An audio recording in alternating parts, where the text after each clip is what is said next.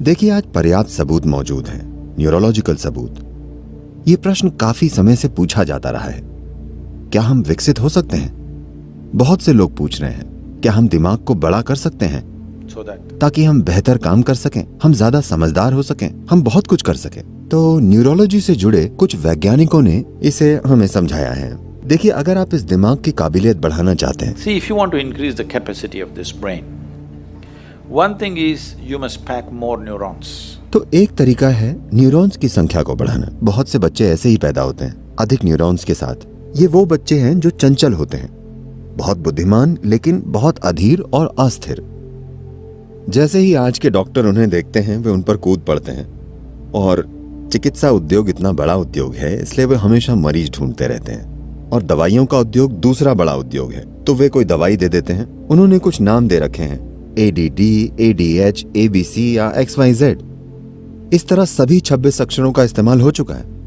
पर अगर कोई बच्चा ऐसा है तो ये असामान्य नहीं है, ये सामान्य है। बहुत से बच्चे ऐसे पैदा होते हैं, उनके दिमाग में ज्यादा न्यूरॉन होते हैं। अगर आप बच्चे को बहुत सी शारीरिक गतिविधियों में लगा दें, नींद और शारीरिक गतिविधि, अच्छी शारीरिक गतिविधि, तो आप देखेंगे कि 6 या 8 साल की उम्र तक वो खुद को सुधार लेगा।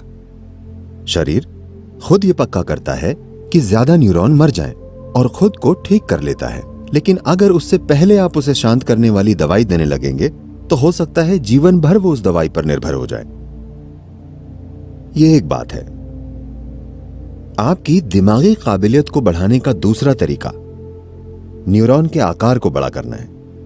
अगर आप न्यूरॉन के साइज को बढ़ा दें तो दिमाग की काबिलियत बहुत बढ़ सकती है।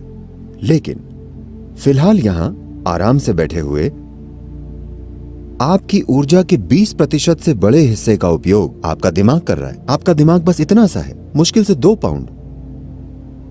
इतना बड़ा शरीर बस 80% उपयोग करता है, 20% का उपयोग यहां होता है। अगर आप न्यूरॉन का साइज बढ़ाएंगे तो ये इतनी ऊर्जा की मांग करेगा जो शरीर पूरी नहीं कर पाएगा। तो न्यूरोलॉजी की राय यही है। लेकिन 15,000 से ज्यादा साल पहले आदि योगी ने एक बड़ी अनूठी बात कही थी। लोगों ने यही सवाल पूछा था।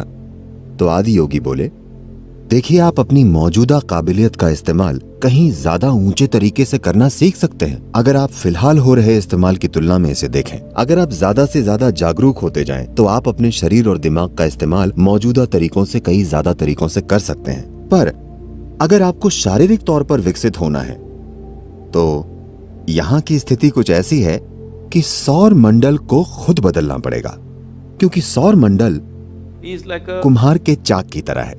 उसने इसे बुना है और ये शिखर तक पहुंच चुका है। शिखर तक पहुंचने की बात हम ऐसे जानते हैं कि अगर आप सौर मंडल की ज्यामिति के बारे में जानते हो तो आपको पता है कि धरती और चांद की दूरी चांद के व्यास का 108 गुना है। 108 times. सूरज का व्यास वो सब आप जानते हैं। तो अगर आप इंसानी सिस्टम को देखें, If you look at the human system, there are 114 junction points or chakras has. तो इसमें 114 मिलन बिंदु या चक्र हैं। सबसे पहले 2 भौतिक शरीर के बाहर हैं, तो हम आमतौर पर उनकी बात नहीं करते जब तक कि कोई मिस्टिकल मकसद ना हो। तो 112, इन 112 में से 4 चक्रों के बारे में आप कुछ नहीं कर सकते।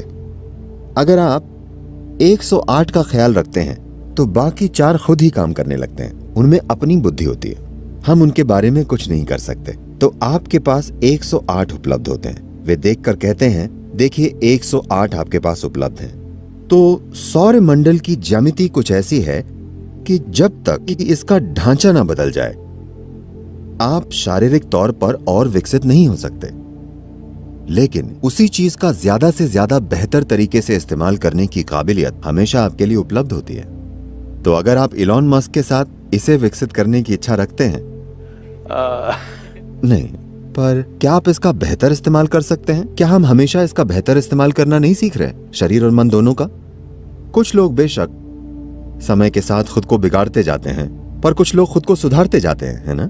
अगर आप इच्छुक हैं तो ये संभव है। इच्छा होने का मतलब है, अगर आपको वाकई इच्छुक होना है तो आपको जागरूक होना होगा। अगर आप जागरूक नहीं हैं तो आपने अनजाने में इच्छा छोड़ दी है।